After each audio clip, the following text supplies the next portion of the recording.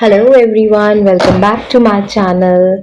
थोड़ा सा दिवाली ब्रेक हो गया, पर अब हम ट्राई करेंगे जितना जल्दी हो सके इस चैप्टर को फिनिश करें। और आज भी हम एक इम्पॉर्टेंट टॉपिक कवर करने वाले हैं, that is T account. Accounting equation का टी अकाउंट कैसे करते हैं। This is also very important topic, so stay tuned and to subscribe my channel. चलो, टी अकाउंट क्या होता है? टी अकाउंट एक टी की तरह बनाया जाता है, ऐसे टी की तरह बनाया जाता है जिसके लेफ्ट साइड पे हमारा होता है डेबिट। डेबिट को हम डी आर लिखते हैं। राइट साइड पे होता है क्रेडिट। ये हमारा टी अकाउंट होता है, ठीक है। Enter on amount on the left side is called debit the account. ये टी अकाउंट हो गया। अभी मैं इसको एक इजी वे में भी समझाऊंगी। अभी के लिए ये आपके एनसीईआरटी के बुक का है, इसको समझ लो, ठीक है। रूल्स क्या होते हैं डेबिट क्रेडिट के, इसको लर्न कर लोगे तो क्वेश्चंस 2 मिनट में हो जाएंगे। हमने 5 बेसिक कैटेगरी में डिवाइड किया गया है ट्रांजैक्शंस रिकॉर्ड करने के लिए: एसेट, लायबिलिटी, कैपिटल, एक्सपेंसेस या लॉसेस, रेवेन्यू या गेन्स। अब फंडामेंटल रूल्स क्या होते हैं? एसेट्स और एक्सपेंसेस, एसेट्स और एक्सपेंसेस को हम एक साथ रख के, इसमें क्या होता है, इंक्रीज हुआ एसेट डेबिट हो गया, डिक्रीज क्रेडिट हो गया। सेम फॉर एक्सपेंस, इंक्रीज हुआ एक्सपेंस डेबिट हो गया, डिक्रीज हुआ एक्सपेंस लॉस हो गया, ठीक है। ये हमारा फर्स्ट रूल है। सेकेंड रूल है हमारा लायबिलिटी, कैपिटल और रेवेन्यू और गेन का। इसमें क्या हुआ, इंक्रीज इन लायबिलिटी क्रेडिट हो गया, इंक्रीज इन कैपिटल क्रेडिट हो गया, इंक्रीज इन रेवेन्यू क्रेडिट हो गया। डिक्रीज डेबिट हो गया, डिक्रीज इन कैपिटल डेबिट हो गया, डिक्रीज इन रेवेन्यू डेबिट हो गया। मतलब डेबिट और क्रेडिट के रूल्स याद करने हैं। ये रूल्स आपके क्वेश्चन आंसर्स में भी आ सकते हैं, जरूरी नहीं है कि न्यूमेरिकल प्रॉब्लम में ही आए। क्लियर? चलो, अब मैंने इसको थोड़ा सा इजी वे में समझाने की कोशिश करी। मैं बार बार बोलती रहती हूँ क्लियर क्लियर क्लियर। चलो, टी शेप अकाउंट। सबसे पहले तो मैंने बता दिया टी शेप क्या होता है। टी की तरह बनता है, डेबिट और क्रेडिट होता है, जिसमें इस साइड हमारा डेबिट होता है, इस साइड हमारा क्रेडिट होता है। यहाँ हमारे पर्टिकुलर्स आते हैं, यहाँ हमारी अमाउंट आती है, ठीक है। क्लियर? चलो, क्लियर से निकालते हैं रूल। क्लियर लर्न कर लोगे, सारा का सारा कंसेप्ट क्लियर हो जाएगा। CLEAR, इसको याद रखना है। C stands for capital, L stands for liability, E stands for expenses, A stands for assets, R stands for revenue। क्या याद करना है कि E और A एक साथ चलते हैं, यानी डेबिट में इंक्रीज इन एसेट्स तो डेबिट इंक्रीज हो गया, डिक्रीज इन एसेट या एक्सपेंसेस तो क्रेडिट डिक्रीज हो गया। क्लियर? कैपिटल, लायबिलिटी और रेवेन्यू एक साथ चलते हैं। Increase in capital, liability, revenue, debit decrease हो जाएगा, क्रेडिट इंक्रीज हो जाएगा। क्लियर? और ड्रॉइंग्स अगर वर्ड आ जाए, वो हमारा क्या होता है, एक तरह का एक्सपेंस होता है, तो वो हमारा एक्सपेंस और एसेट्स की तरह चलेगा। Is this clear? फिर से समझा रही हूँ, क्लियर रूल को अच्छी तरह लर्न कर लो। EA एक साथ चलता है, इंक्रीज एसेट्स और एक्सपेंसेस में आपका डेबिट बढ़ जाता है, क्रेडिट कम हो जाता है। एंड वाइल कैपिटल, लायबिलिटी और रेवेन्यू में अगर इनमें से कुछ भी इंक्रीज हो गया तो आपका क्रेडिट इंक्रीज होगा, डेबिट कम होगा। Please take a screenshot of the slide. इसको अच्छी तरह अपने स्टडी टेबल के पास लगा लो। ये कर लिया तो पूरा का पूरा टी शेप अकाउंट क्लियर हो गया। अच्छा, क्या समझाया अभी मैंने? एसेट और एक्सपेंसेस लॉसेस में इंक्रीज डेबिट हो गया, डिक्रीज क्रेडिट हो गया, ठीक है। कैपिटल, रेवेन्यू और लायबिलिटी में डिक्रीज डेबिट हो गया, डिक्रीज डेबिट हो गया, डिक्रीज डेबिट हो गया, और इंक्रीज में क्रेडिट बढ़ गया, क्रेडिट बढ़ गया, क्रेडिट बढ़ गया। Take a screenshot of this also. वैसे तो क्लियर का स्क्रीनशॉट लोगे, उससे ही क्लियर हो जाएगा, आगे कुछ करने की जरूरत ही नहीं है। This is very important rules of debit and credit asset और एक्सपेंसेस में debit increase, credit decrease. Capital, revenue और लायबिलिटी में debit decrease, credit increase. Clear? चलो जी आगे चलते हैं। अच्छा, ये इस स्लाइड की कोई इंपॉर्टेंस नहीं है। चलो, open T shape account of our creditor Raghubir and write the following transactions on the proper side. चलो क्या करते हैं हम इसको, डेबिट, और पहले तो ऐसे हमारा टी अकाउंट बनता है टी की तरह, इसमें हम यहाँ डबल लाइन ले लेते हैं, यहाँ पे भी डबल लाइन ले लेते हैं अमाउंट लिखने के लिए। ठीक है, यहाँ आएगा हमारा right side, sorry left side amount, यहाँ पे अमाउंट आ गया। This is debit, this is credit.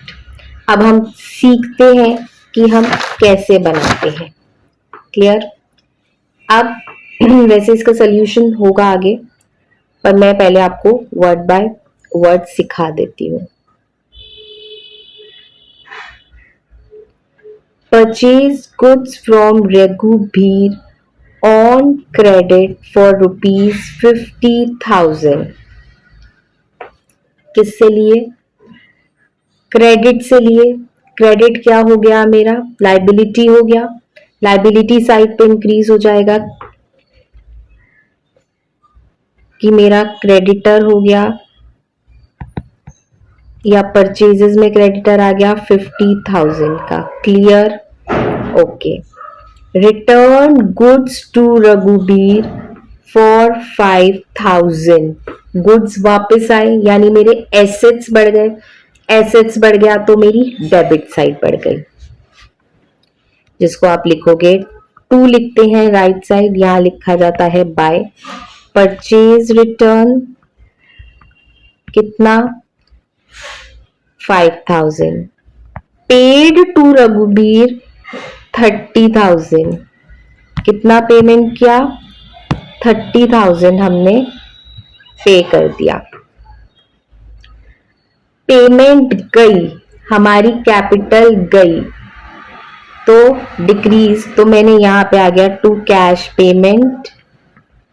Debit increase हुआ क्योंकि 30,000 की पेमेंट गई। Purchase goods from Raghubir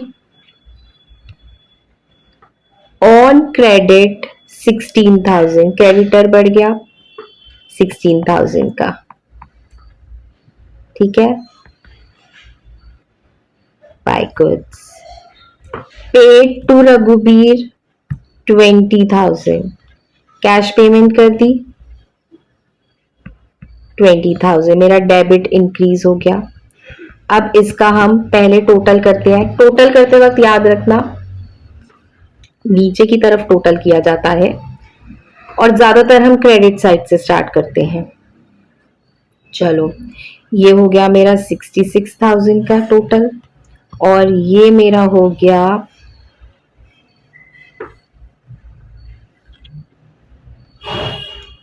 55,000। ठीक है, अब बैलेंस मुझे दोनों तरफ एक जितना रखना है। बैलेंस कभी भी मुझे ज्यादा नहीं लेके आना, इक्वेट करना है। ये मेरा डेबिट क्रेडिट का रूल है। यहाँ पे आया 66,000, हम क्या करेंगे, ज्यादा से कम वाली साइड को बैलेंस कर देंगे, यानी टू बैलेंस कैरी फॉरवर्ड, ऐसे एंट्री बनेगी। ब्रॉट फॉरवर्ड, कितना डिफरेंस है? 66 माइनस 55, 11,000। क्लियर? चलो एक और क्वेश्चन करते हैं इसको फर्दर समझने के लिए। समझ आई बात? क्या किया मैंने, डेबिट साइड जहां जहां बढ़ रही है वहां वहां बढ़ाते हैं। चलो एक स्लाइड लेते हैं जिसमें मैं आपको इजी सा वर्क दिखाती हूँ। ठीक है, लेट्स से मैं यहाँ पे आपकी स्लाइड लेती हूँ आपको इजी से समझाने के लिए, क्योंकि मुझे कहीं ना कहीं लग रहा है कि कुछ चीजें नहीं समझ आएंगी। ठीक है, तो लेट्स स्टार्ट इट। ठीक है, अब मैं कुछ एंट्रीज लिख देती हूँ यहाँ, और अपने आप समझने की कोशिश करते हैं। फर्नीचर मैंने परचेज किया, चलो ऐसे क्वेश्चन आएंगे आपको। फर्नीचर परचेज किया आपने 20,000 का, फर्नीचर अगेन परचेज किया 5,000 का सपोज, डेप्रिसिएशन हो गया फर्नीचर पे कितना 3,000 का, फर्नीचर सोल्ड हो गया 7,000 का सपोज, फर्नीचर डिस्कार्ड हो गया 5,000 का। चलो इसका आपका क्वेश्चन दिया गया है, टी शेप बनाना है अकाउंट फर्नीचर का। सबसे पहले ऊपर हम लिखेंगे फर्नीचर अकाउंट, ठीक है, ऐसे बनता है T shape account. T shape बना दो, इसको दो कॉलम्स में डिवाइड कर दो। ये हो गया हमारा डेबिट साइड, ये हो गया हमारा क्रेडिट साइड। ऐसे अमाउंट आ जाएगा यहाँ पे आएगा अमाउंट, यहाँ पे आएंगे आपके पर्टिकुलर्स, यहाँ पे आएंगे अमाउंट, यहाँ पे आएगा पर्टिकुलर्स। ठीक है, फटाफट करते हैं इसको। ये क्वेश्चन समझ जाओगे तो पूरा का पूरा टी शेप्ड अकाउंट समझ जाओगे। फर्नीचर परचेज किया 20,000 का, यानी मेरे एसेट बढ़ रहे हैं। जब एसेट बढ़ रहे हैं, डेबिट बढ़ रहा है, क्रेडिट कम हो रहा है। तो मैंने यहाँ पे क्या लिखा, फर्नीचर, ठीक है, परचेज्ड, यहाँ पे मेरा कितना आया 20,000 का। चलो फर्नीचर अगेन परचेज 5,000 का, चलो फर्नीचर अगेन परचेज्ड, चलो उसमें भी मेरा डेबिट बढ़ेगा क्योंकि मेरा एसेट बढ़ रहा है। डेप्रिसिएशन ऑन फर्नीचर, डेप्रिसिएशन किसी भी चीज का, यानी आपकी आपके लिए लॉस है, लॉस में क्रेडिट साइड बढ़ती है। Depreciation on furniture 3,000। चलो जी नेक्स्ट, फर्नीचर सोल्ड कर दिया 7,000 का, मेरे एसेट कम हो गए तो क्रेडिट साइड। चलो फर्नीचर सोल्ड हो गया 7,000 का, फर्नीचर डिस्कार्ड कर दिया, डिस्कार्ड मतलब अगेन मेरे लिए एक लॉस है। चलो फर्नीचर डिस्कार्ड कर दिया तो मेरा 5,000 का आ गया। चलो बैलेंस करते हैं इसका। देख के लग रहा है ये वाला बैलेंस ज्यादा है, डेबिट साइड वाला, ये है 25,000, तो इसको भी 25,000 ले लो। बताया ना, कम से ज्यादा वाली साइड से कम वाली साइड को बैलेंस करो। इसका टोटल क्या आया 15,000, तो मेरा बैलेंस कितना आ गया, कैरी फॉरवर्ड, फिर 25,000 minus 15,000, it will be 10,000। Clear? बस ये है हमारा टी शेप अकाउंट। रूल याद रखने हैं, rules of debit and credit, और करते जाना है इसको। चलो एक और क्वेश्चन करते हैं इजी सा। Prepare a T shape account for capital, capital का टी शेप अकाउंट बनाना है और हमारी ट्रांजैक्शंस लिखी गई हैं। स्टार्टेड बिजनेस, चलो मैं लिख देती हूँ पहले, started business with cash 1 lakh, goods purchased for cash 20,000, drawings made 5,000, rent received 10,000, commission received 20,000। चलो टी अकाउंट बनाए इसका।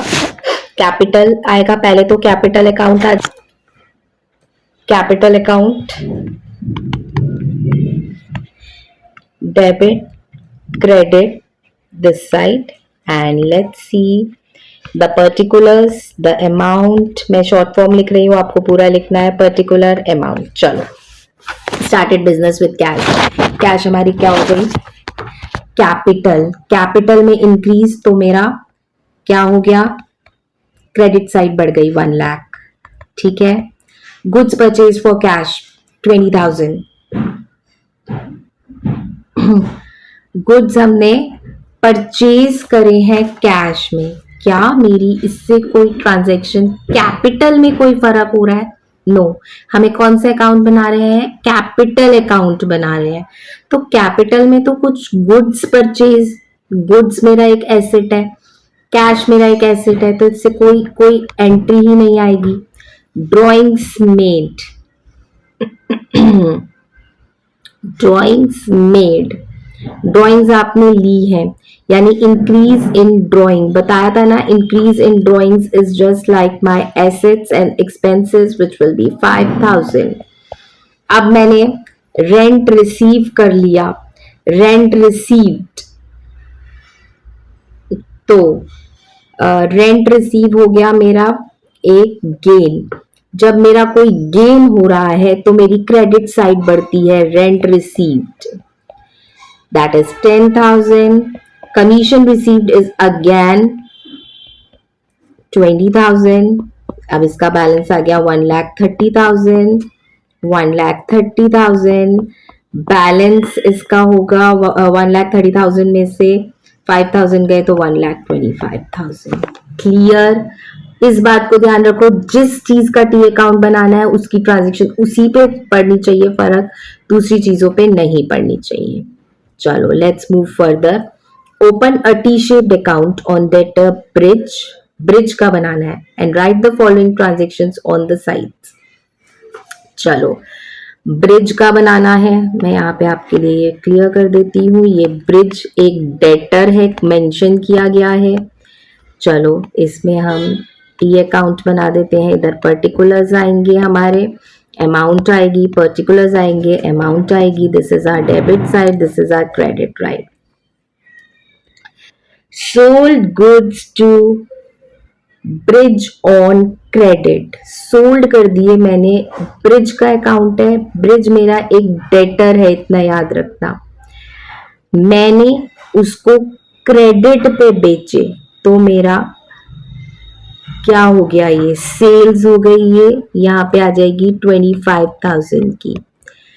कैश रिसीव्ड फ्रॉम ब्रिज, एक डेटर था जिसने मुझे कैश पे कर दिया, यानी मेरी लाइबिलिटी कम हो गई है, यानी 10,000 आ गया। फिर मैंने फर्दर डिस्काउंट अलाउ किया उसको, तो डिस्काउंट रिसीव्ड भी मेरा क्रेडिट साइड बढ़ा जाएगा 500 का। गुड्स रिटर्न बाय ब्रिज, तो ये मेरा एक सेल्स को रिटर्न कर दिया उसने, क्रेडिट साइड बढ़ जाएगा मेरा 5,000 से। टोटल मेरा आ गया ये 25,000 का क्रेडिट बैलेंस, यहाँ भी 25,000 आ गया। अब बैलेंस ये 25,000 का सेल्स था, this is 10,000 and this is coming out to be balance. Carry forward करेंगे, कैरी डाउन करेंगे 9,500 का, इसका टोटल यहाँ ले सकते हो। ठीक है, क्लियर? डेटर के हिसाब से चलना है। सोल्ड करे थे हमने गुड्स ब्रिज को क्रेडिट पे 25,000 के, तो वो मेरा डेबिट साइड बढ़ा गया। कैश रिसीव हुआ, क्रेडिट साइड बढ़ा गया। डिस्काउंट फर्दर दिया, गुड्स जो रिटर्न हुए वो मेरी क्रेडिट साइड बढ़ जाएगी। क्लियर? ओके, फर्दर एक्सप्लेनेशन के लिए what I have done for all of you, I have taken few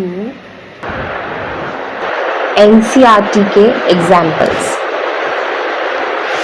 ताकि आपको फर्दर टी अकाउंट समझ आ जाए।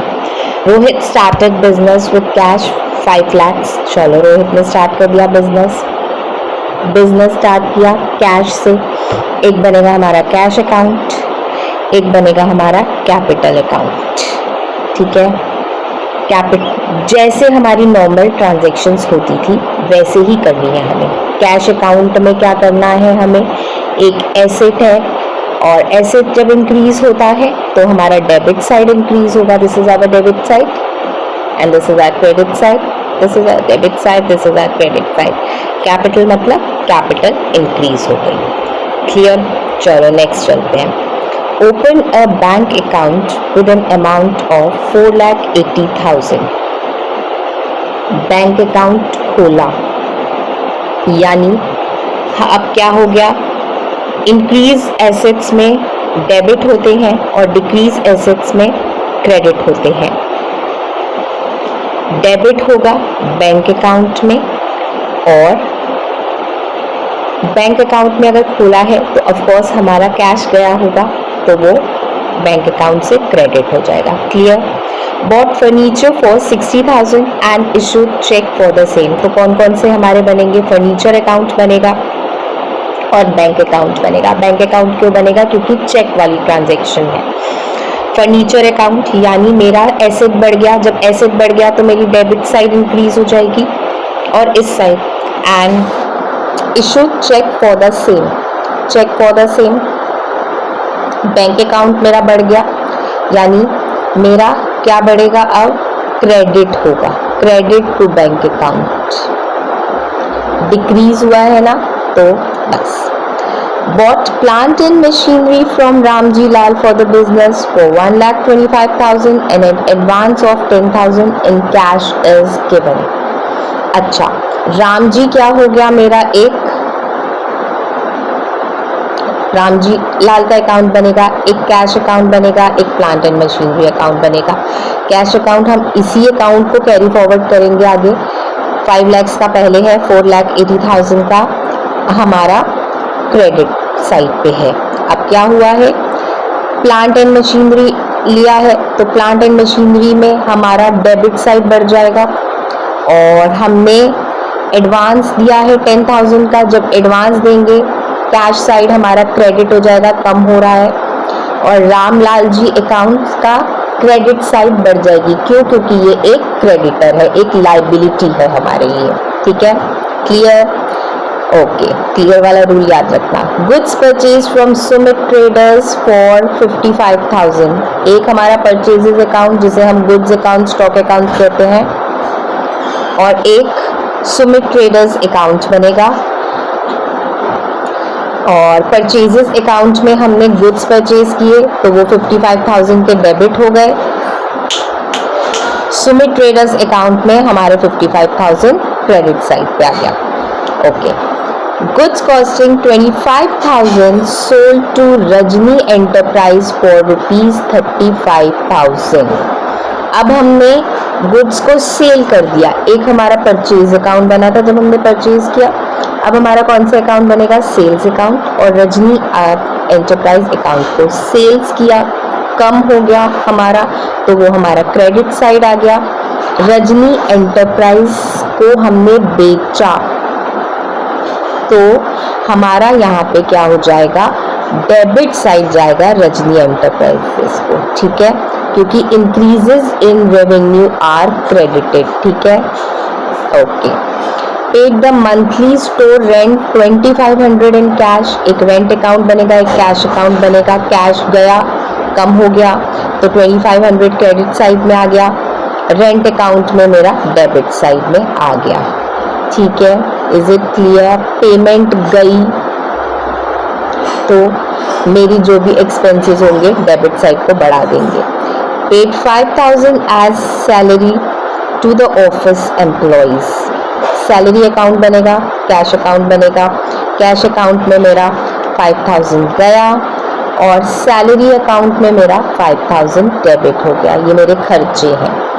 Received check as full payment from Rajni Enterprise and deposited the same day into the bank. Bank account बनेगा और Rajni enterprise account बनेगा। Rajni enterprise को पूरा दे दिया, पहले डेबिट किया था, अब क्रेडिट कर दो और बैंक अकाउंट में डाल दिया, यानी मेरी डेबिट साइड बढ़ जाएगी। क्लियर? कुछ क्वेश्चन है टेस्ट योर अंडरस्टैंडिंग के, एनसीईआरटी ये क्वेश्चन है, इसका स्क्रीनशॉट ले लो। You have to do it as a practice. अच्छा, अब ये क्वेश्चन है question number 10 of your book. इसकी मैं फर्स्ट एंट्री कर रही हूँ, rest is for your homework and if you have any doubt DM me any time. I have more question for T accounts, you can DM me any time for those questions. कोई भी problem हो मुझे message कर सकते हो, comment section में comment डाल सकते हो। Bobby opened a consulting firm and completed these transactions during November. Invest किया है 4 lakh cash and office equipment 1,50,000। ठीक है? क्या क्या बन जाएगा मेरा? Office equipment account, capital account. Office equipment खरीदा यानी मेरा वो क्या हो गया? एक एसेट हो गया, एसेट में इंक्रीज डेबिट साइड आ गया विद 1,50,000 कैपिटल अकाउंट जब बढ़ा तो वो मेरा डेबिट साइड आ गया, क्रेडिट साइड को हमने इक्वेट करने के लिए कर दिया। क्लियर? आप इसका बाकी पार्ट्स आप खुद करोगे and do let me know if you have any problem. So I want you to take the screenshot of this and before going, do subscribe to my channel, do like my video. Bye bye for today. Tomorrow is very important class for general entries. Stay tuned for that. Bye bye.